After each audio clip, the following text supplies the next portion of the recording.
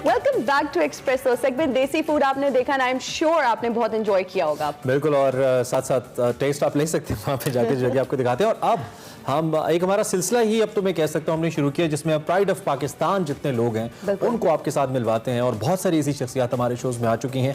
आज जो हमने शोबा मुंतखब किया वो थोड़ा मुख्तलिफ है लेकिन बहुत ही शानदार है। आज हमारे साथ माहिर आसार कदीमा और यूनिवर्सिटी ऑफ आज़ाद जम्मू कश्मीर की head of department archaeology doctor Rukhsana Khan मौजूद हैं, जो कि आज़ाद कश्मीर में तारीखी मकामात को मंजर आम पर ला रही हैं। और ये शायद पहली दफ़ा हो रहा है, चूँकि आज़ाद कश्मीर की तारीखी अहमियत अपने तौर पर मौजूद है, लेकिन उसमें जो तारीखी जगह हैं उसको मंजर आम पर लाना ये शायद पहली दफ़ा हो रहा है। और डॉक्टर साहिबा का ये कहना है कि शारदा जो एक मकाम है, यहाँ पे मौजूद कुछ खंडरात हैं, उनकी तर्ज तामीर ऐसी है कि ये हिंदुओं का मुकद्दस मकाम है। ताहम माजी में ये मकाम बुद्ध मत, शिव मत और जैन मत का भी इल्मी और तहजीबी मरकज़ रहा है। और इसके आसार न सिर्फ इस वक्त कश्मीर में बल्कि इसके इर्द गिर्द जो दीगर इलाके हैं वहाँ पर भी मिलते हैं।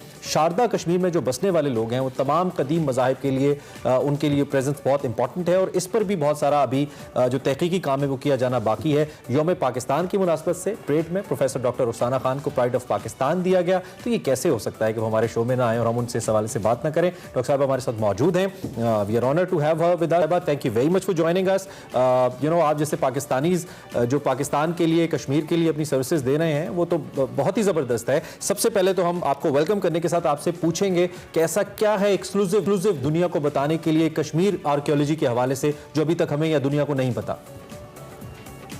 Thank you very much. सबसे बड़ी बात तो ये है कि कश्मीर तो वैसे अपनी खूबसूरती, कुदरती खूबसूरती की वजह से बहुत फेमस है, बट जो इसका आर्कियोलॉजी या हिस्टोरिकल पर्सपेक्टिव था, specially Azad Jammu and Kashmir का, वो इससे पहले दुनिया के सामने नहीं आ सका। और 2011 में जो हमने रिसर्च स्टार्ट की है, टेक्स्ट institute of Asian civilization, Quaid Azam university Islamabad के माहिरीन के साथ मिलके, और हमने फर्स्ट फेज में डॉक्यूमेंटेशन की। सेकेंड फेज में हमने कुछ जो पोटेंशियल साइट्स की उनकी एक्सकवेशन की, और उसकी सबसे जो अहम बात ये थी कि इस इलाके की यानी रियासत जम्मू एंड कश्मीर के इस हिस्से की क्रोनोलॉजी डेवलप हुई और हमें पता चला कि इसकी तारीख 4000 साल पुरानी है। तो ये सब बड़ी सिग्निफिकेंस थी। ओके, जबरदस्त। डॉक्टर साहिबा, आपने शारदा पर बहुत काम किया, इस हवाले से भी थोड़ा सा बताइएगा। ओके, शारदा जो है बेसिकली कश्मीर के कॉन्टेक्स्ट में इसकी बहुत इंपॉर्टेंस है। शारदा एक रस्म ख़त था कश्मीर का, और जिसकी वजह से सारी दुनिया में ये जाना जाता था।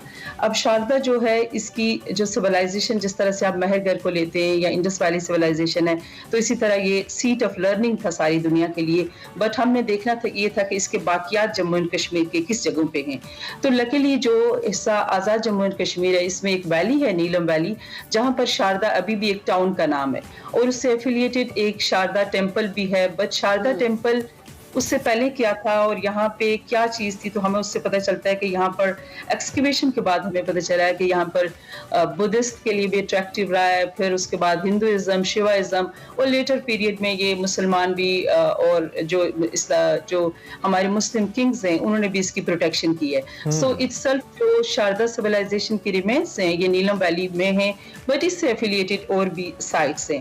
तो इसकी डॉक्यूमेंटेशन से एक तो ये हुआ कि जम्मू एंड कश्मीर के दूसरी तरफ बसने वाले, स्पेशली जो कश्मीरी पंडित्स हैं या हिंदूज हैं, तो उनको ये चीज़ जो है जो हमारे यहाँ एक डेवलप हो रहा है कि शिद्दत पसंदी सामने आ रही है, तो ये डॉक्यूमेंटेशन करने से उनका, पाकिस्तान का या आज़ाद कश्मीर के जो लोगों का जो इमेज है वो बहुत बेहतर हुआ है।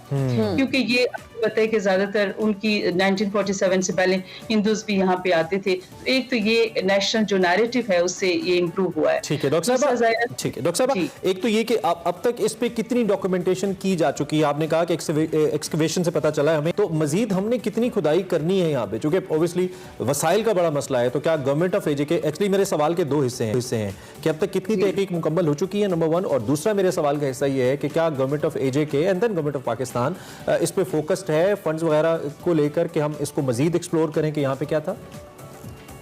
बहुत अच्छा क्वेश्चन आपने पूछा है। 2011 में जब हमने इसका स्टार्ट लिया तो ज़ाहिर है फर्स्ट टाइम हुआ है, पर लकीली हमने 3 साल के अंदर 100 से ज़्यादा जो भी आर्कियोलॉजिकल साइट्स हैं इनकी डॉक्यूमेंटेशन में फर्स्ट फेज में एक रिपोर्ट आई, और 2020 में हमारी इसकी सेकंड पब्लिकेशन आई।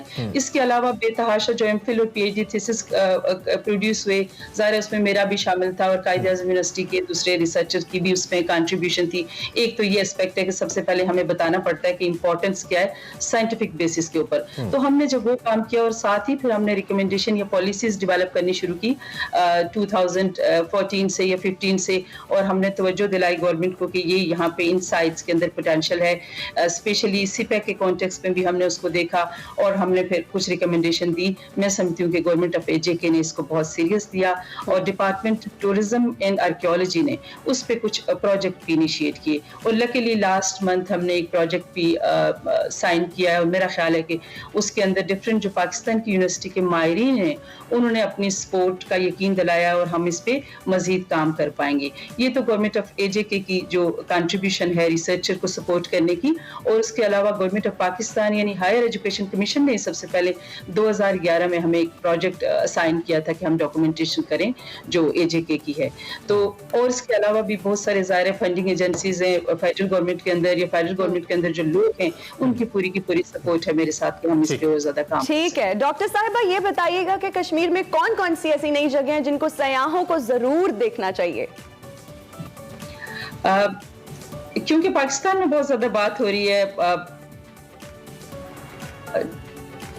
2020 से पहले भी था और अब भी ज्यादा हमारा फोकस इस पे है, तो एजेके भी इसके अंदर शामिल है और लोगों को यूजुअली है कि नेचुरल ब्यूटी है आजाद जम्मू एंड कश्मीर की। बट इस वक्त मैं उनसे यही कहूंगी कि इसका जो हिस्टोरिकल कॉन्टेक्स्ट है, जो हमने हिस्ट्री इसकी सामने लेके आए पब्लिकेशन के थ्रू या सोशल मीडिया के थ्रू लोगों को पता चला है, या जिस तरह से आप टीवी इंटरव्यू में आप बात करें, तो मैं लोगों को एक बात कहना चाहूंगी कि काइंडली जब वो आजाद कश्मीर का विजिट करें तो इसके हिस्टोरिकल कॉन्टेक्स्ट को सामने रखें। ये इतना अच्छा आपने मौजू सामने लेकर आई है कि जैसे जिस तरह से हमारे यहाँ मुगल किंग्स आते थे साउथ की तरफ, जो कोटली मीरपुर का हमारा इलाका है, और एक मुगल रोड गुजरती थी जो जम्मू और फिर श्रीनगर कैपिटल समर कैपिटल की तरफ जाती थी। इस पे ज्यादा रिमेन से मैं चाहूंगी कि इस पे लोग आके देखें। फिर पुंछ के अंदर हमारा मंडोल टेम्पल है, और सबसे इम्पोर्टेंट जो बात मैं करने जा रही हूँ वो ये है कि आप केपी के प्रोविंस जहाँ से लगता है मुजफ्फराबाद के साथ गढ़ी हबीबुल्ला मानसेरा और फिर नीलम और जेलम वैली की तरफ रास्ता जाता है, तो ये एक बहुत ही इंपॉर्टेंट रूट रहा है मॉन्क्स का पुराने वक्तों में। तो मैं समझती हूँ कि ये रिवाइवल होना चाहिए कि जेलम वैली के साथ जो इसकी कनेक्टिविटी भी गवर्नमेंट को बेहतर करनी चाहिए, और जो स्याह हैं ये वैसे आप इतनी इंपॉर्टेंट बात करी है डॉक्टर साहिबा, और यकीन जानिए बहुत ही अच्छा लग रहा है आपसे बात करके, क्योंकि कश्मीर के हवाले से हिस्टोरिकल पर्सपेक्टिव में इस तरह से सिविलाइजेशन को लेकर बात नहीं हुई, और मेरी आपसे रिक्वेस्ट भी होगी कि इस पे आप जरूर इसका एक मैप डेवलप करें, आपके स्टूडेंट्स करें, आप करें, ताकि बाहर के लोगों को पता चले कि कितनी जबरदस्त लोकेशंस हैं। इन दी एंड दो सवाल, छोटे छोटे हिस्से हैं। पहला तो ये कि जब आपको प्राइड ऑफ पाकिस्तान दिया गया, व्हाट वाज द फीलिंग जब आपको ये अवार्ड मिला ऑन पाकिस्तान डे, और दूसरा कोई भी ऐसा message that you feel like you should give to the people who are watching you right now?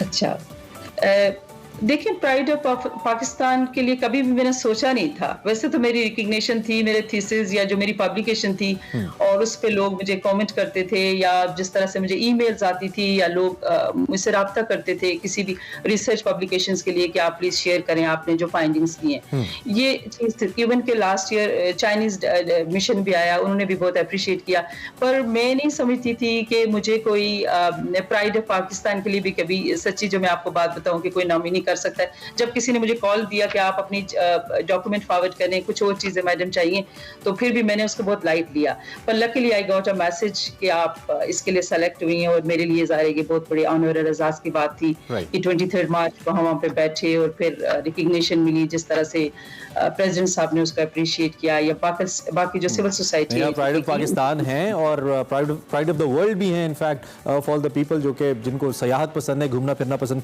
Kashmir की इस शक्ल को हमारे सामने लाने का बहुत शुक्रिया, और प्लीज रुकिएगा नहीं, आप दुनिया को हमें बताती रहिएगा। बहुत अच्छा लगा आज आपको एक्सप्रेसो में हमारे साथ। थैंक यू वेरी मच, बहुत शुक्रिया। Thank you. डॉक्टर रुखसाना हमारे साथ मौजूद थी, she is a pride Pakistan, और जबरदस्त काम करी आर्कियोलॉजी को लेकर। इस पे हम बात करते रहेंगे। ये हमने ब्रेक लेनी है, ब्रेक देखते रहिए एक्सप्रेसो।